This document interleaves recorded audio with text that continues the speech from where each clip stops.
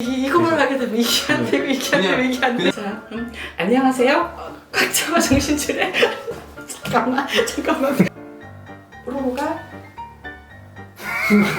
그렇지, 너무 이상하면 때려치면 되고. 안녕하세요, 정비경입니다. 오늘은 제가 정신과 병원 선택하는 팁에 대해서 알려드리겠습니다. 네, 잘 들어보세요. 정신과 병원은 가까운 게 다니시는 게 가장 편하세요. 헬스클럽을 가거나 미용실을 가는 것도 가까운 데에 가시잖아요. 어렵고 힘든 일이 있을 때 예약 없이 상담을 하러 오는 분들도 계시고요. 또 가장 중요한 이유는 정신과 약은 약에 대한 반응이 사람마다 너무너무 달라요. 크롱이 이제는 뽀로로한테 그 약을 줄 때 만약에 타이레놀을 주게 되면은 좀 덜 아프다 그러면 3알, 좀 많이 아프다 그러면 하루 6알 이렇게 준단 말이에요. 하지만 뽀로로가 진짜 많이 아프다고 막 그런다고 해서 크롱이 약을 갖다가 하루에 12알, 하루에 9알 처방은 하진 않아요. 근데요, 정신과 약은요, 하루에 10mg 먹는 분도 계시고요, 하루에 200mg 먹는 분도 계셔요. 우리가 몸에 쓰는 약이 아니고 머리에 쓰는 약이기 때문에 일단은 저도 환자한테 써봐야 알아요. 부작용을 호소하시거나 할 경우에 바로바로 약을 바꿔드려야 돼서 가까운 곳에 다니시는 게 훨씬 더 편하세요. 그리고 실제로 정신과 병원의 특성이 있어요. 우리가 보통 일반 병원을 갈 때 1차 동네병원, 그 다음에 2차 종합병원, 3차 대학병원을 가는 1, 2, 3차 시스템을 거치는데요. 정신과는 반대로 3위1로 가는 경우가 많아요. 3차 대학병원에 가서 검사 다 하고 심리검사 받고 머리 CT, MRI 찍고 그런 다음에 정신과 대학병원을 다니시다가 그 예약이 힘들고 거리가 멀기 때문에 2차 병원으로 바꾸시다가 또 마지막에 동네 가까운 병원으로 오시는 경우가 많이 있거든요. 결국에는 동네 병원으로 오시는 경우가 많아서 동네 병원에 가실 거를 권해드려요. 정신과 진료를 볼 때 두 번째 팁입니다.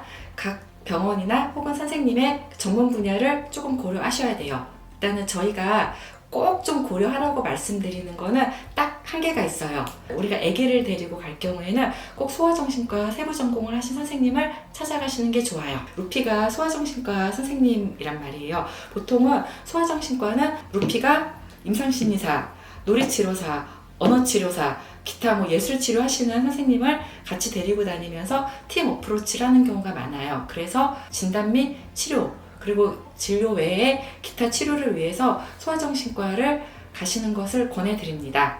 기타 저희가 특별하게 클리닉이 운영되는 경우가 있으세요. 알코올이나 도박, 수면장애 이런 경우 필요한 기본적인 검사 세팅과 치료 세팅, 인프라를 갖춰야 되는 경우가 있어서요. 그런 경우에는 해당 분야 전문 병원을 찾아가시는 게 좋으세요. 그러면 어떻게 그 해당 분야 전문 분야를 알 수 있냐? 가장 손쉬운 방법은요, 이런 해당 분야 전문가 선생님들은 책은 한 권씩은 내신 경우가 많으세요. 도박 중독 선생님은 무슨 책을 내셨고, 또 식이장애 선생님은 식이장애, 폭식증, 거식증에 대한 책을 내셨고, 한 권씩은 내시더라고요, 많이들. 그게 나야. 세 번째, 정신과 입원 병동에 있는 것과 정신과 외래만 보는 것을 구별하셔야 돼요. 환자분들에 따라서는 때로는 입원이 필요할 때가 있거든요. 예를 들면 조현병 환자분들, 양극성 장애 환자분들, 그리고 우울증 환자분들 중에 자살 사고가 있는 우울증 환자분들은 꼭 입원 치료를 요합니다. 네, 그럴 경우 입원을 하시고 입원 기간이 끝나면 외래로 진료를 이으셔야 되기 때문에 그 같은 병원에 입원 병상과 외래 진료가 다 할 수 있는 병원들이 또 바람직해요. 저한테 오시다가 제가 입원 치료를 요하게 될 경우 가장 흔한 경우는 사실은 자살 사고가 있으신 분들이 많은데요. 그럴 경우 다른 병원 소개를 시켜드리거든요. 그럼 한마디 더 하죠. 그 병원에서 앞으로 치료 계속 받으시라고 말씀드립니다.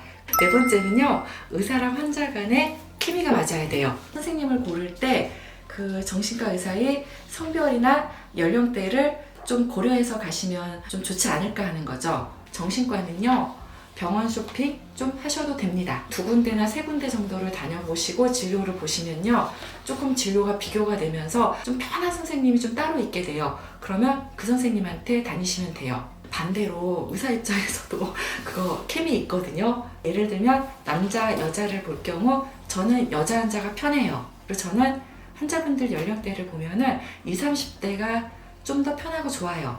예를 들면 저한테 60대 그 환자분이 오셔서 며느리가 어쩌고 저쩌고 하면서 말씀을 하시는데 저는 이거 듣는 거 되게 힘듭니다.